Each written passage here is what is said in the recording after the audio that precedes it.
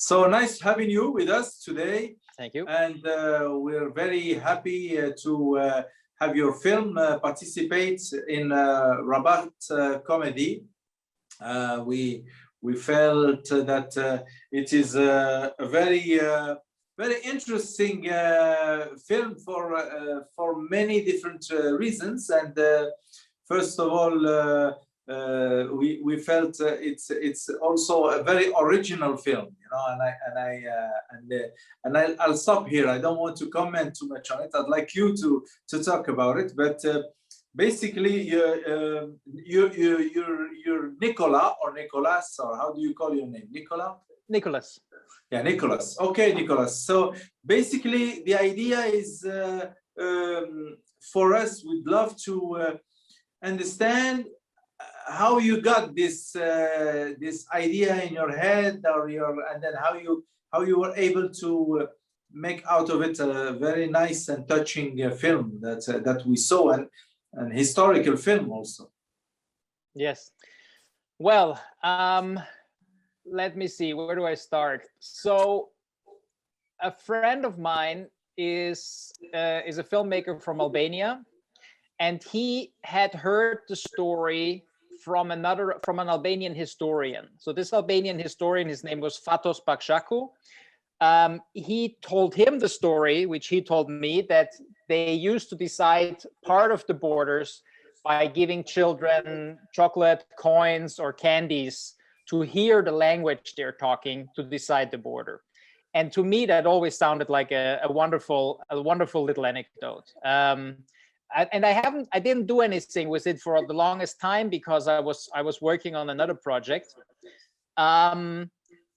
But then I actually I was asked, because my feature film that I wanted to do, it was considered too ambitious. I need to do another short film on a proper budget first. And so I knew that with what I was asked to do, this was the perfect story for it. For me, a period movie was always like an example how not to do a short film, because it's so expensive to do a period short film. But because in this place it was all in one place, and we were asked to prove that we were able to make a movie also with money, because until then I've only done movies basically without money. I knew that, okay, with this kind of budget, we would be able to do, you know, original location, real costumes, and to make this look very nice, which is something I never dreamed that I would get the possibility to do. Story-wise, so originally the anecdote came from this historian, Fatos Pakshaku, and the sad thing is that 10 days before filming actually started, the historian passed away. So I was really sad. He still read the script, and he had commented on the script, so he had been aware of the casting and locations and everything. And 10 days before we were to film, he passed away, and the film is actually dedicated to him, as you might be able to see in the credits. The story, you know, it was very little that he gave me, and then I started researching. I read, I don't know, 5, 6, 7 books on Albanian history. I also found a book actually chronicling the Paris Conference of Ambassadors, which wasn't one meeting, but was more like 300 meetings over 15 years. And so we took a lot of dramatic license, that we would say, okay, we are showing one meeting where they only talked about this. But in reality, all of these topics that they talked about were going on for more than a decade. And many things that you hear in there are actually based on the research that, you know, what things that actually happened in different discussions. But yeah, we condensed it very much to tell this little pearl. Yeah, well, this is wonderful what you just told me, and now I understand a bit why you, as you said, you took a chance on making a period movie, and it's a big budget, I suppose, and we don't necessarily expect a return on a short movie. Yes. So it's taking chance on something that should be nice and that will bring in maybe more business or bring in another project. And in your case, are you thinking of doing a period movie, a feature movie? Is that not at all?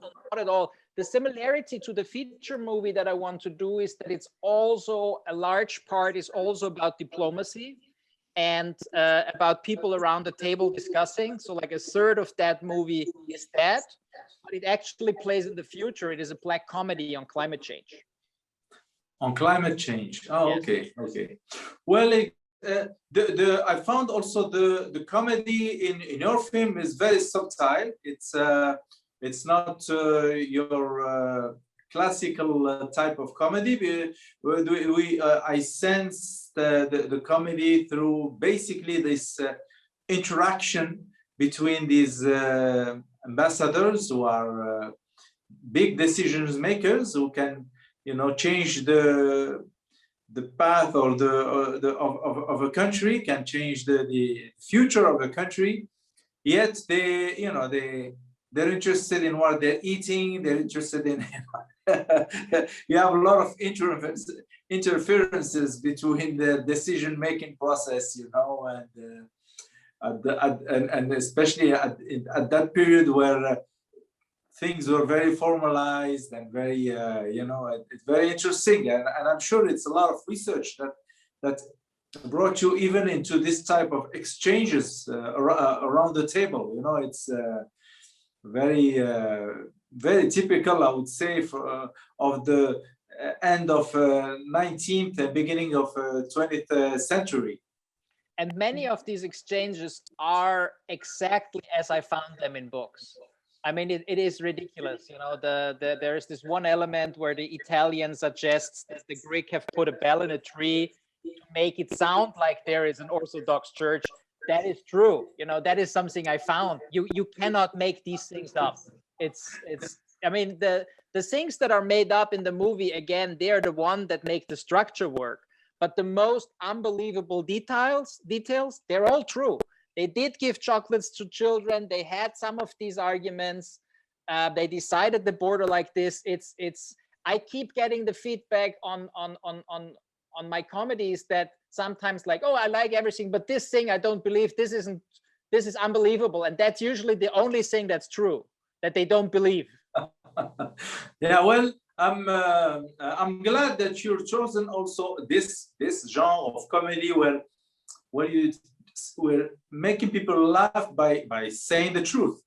I myself tend to also I'm a director also, and I've done 2 comedies, and usually I like to dig into reality to find the good comical situations. And they're sometimes better than making up, totally fiction type of comedy. But did that person exist? This your protagonist, because he's supposed to be the one who found the solution to the. Well, this person existed. So there was a border commissioner by the name of Charles Schäfer, and he was Luxembourgish, and he was in Albania in 1921, and he was at the Paris Conference of Ambassadors in 1921. Whether or not he was the one who suggested the chocolate, I have no proof for. So I know that they did it like this, and I know that he was there, and yeah, I combined these elements. Well, it's good for the story. We needed the protagonist, and then you found this hero, a young hero, and it serves very well the story. Yeah, and I think I've always been attracted to stories where one rises up to bullies. I think that is something that I find very worthwhile in storytelling, to tell people that we mustn't let people get away with everything, and I think also today, if we're looking at the world of the super rich and the billionaires, and you know, we are letting them get away with a lot of things, but they're like bullies. And I think we have to raise our voices, and that's why I think a story of somebody who dares to overcome this situation where he doesn't feel at home, where, you know, he has like a very small role to play. He's not supposed to be there. He's supposed to sit quietly in a corner, and he's like, no, I can't do that. I have to say something. I cannot let them move on. I met this kid, you know, there is real danger there for the people if this is not decided. And he raises his voice. He wants a better solution. And I think that's, I'm very, very happy when I find a story like this and I'm able to tell it. I find this very worthwhile. Well, he's also somebody, I think, very, I think he respects his job. He's the, you know, we see him go to the table when he sees that they're you know, hurting his map, and for him it's something that should be respected. So I suppose it's also something that all of us you know, get respect for the work we do, for who we are, and for what we know. And when we know, you know, something that can help, then you know, you push to want to be to speak up. And it's a nice thing to educate people in this attitude, rather than say, I don't care, you know, I'm paid, I don't care, you know. It's not my business, you know. It's not my business thing, which is also a cultural thing, is not always a good thing for the march of the world. You know, one has to care and get involved. Yes, I agree. Well, that was very nicely said in your film, and very in a touching way. What are your plans for the future? Now, you told me you have a feature coming. Are you? And also in terms of comedy, because you also said that you would be doing another comedy, right? The feature would be a comedy also. Well, comedy to me, if we have the time, I'll just give you like a 2-minute little excerpt on my belief on comedy, because I made a little short film in 2004. It's called Hot Dog Stand, and I thought it was a comedy, and it was fascinating to me when I had the chance to show it to people, that people were always laughing at different places. And it was fascinating. So I could show it in the same village 2 nights in a row, and they would laugh at different places. So on one side, I thought, okay, I'm not such a good storyteller yet that I can make people laugh when I want them to laugh. But it's also, I think, my kind of movies, some people do not see them as comedies. Some people think, oh, that's a very nice story, but they don't necessarily see them as comedies. And comedy in itself, if you're pitching a movie and you're saying it's a comedy, you know, sometimes they will go like, I don't think it's funny. And it's so challenging, because everybody understands something so different under a comedy movie. You know, this is your festival is the 3rd comedy festival which is showing us now. But with this story, we are also in festivals where they're highlighting human rights and peace and things like this, and Christian values, as in